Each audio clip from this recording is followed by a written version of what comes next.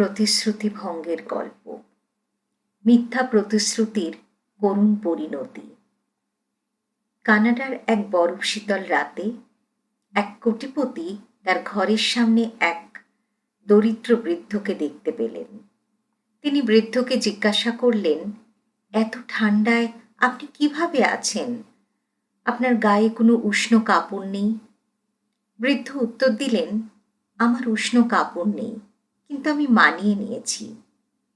কোটিপতি উত্তর দিলেন, আমার জন্য একটু অপেক্ষা করুন, আমি আপনার জন্য একটা উষ্ণ কাপড় নিয়ে আসব। বৃদ্ধ খুশি হয়ে বললেন, আমি অপেক্ষা করব। কোটিপতি তার বাড়িতে ঢুকে নিজের কাজে এতটাই ব্যস্ত হয়ে পড়লেন যে বৃদ্ধের কথা ভুলে গেলেন। সকালে ঘুম থেকে উঠে বৃদ্ধের কথা মনে পড়তেই তাড়াহুড়ো করে বেরিয়ে এলেন। কিন্তু বৃদ্ধ তখন আর বেঁচে নেই। ঠান্ডায় জমে গিয়ে বৃদ্ধের মৃত্যু হয়েছে। বৃদ্ধের পাশে একটি চিরকুট পাওয়া গেল।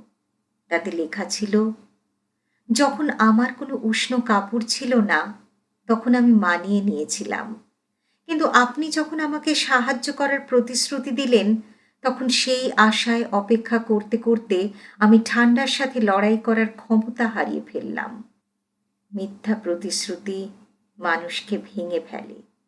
তাই প্রতিশ্রুতি দেওয়ার আগে ভালোভাবে চিন্তা করুন এবং অপ্রয়োজনীয় মিথ্যা প্রতিশ্রুতি দেওয়া থেকে বিরত থাকুন। এই গল্প থেকে আমরা সবাই শিক্ষা নিতে পারি যে মিথ্যা প্রতিশ্রুতি দেওয়া একজন মানুষের উপর কতটা প্রভাব ফেলতে পারে।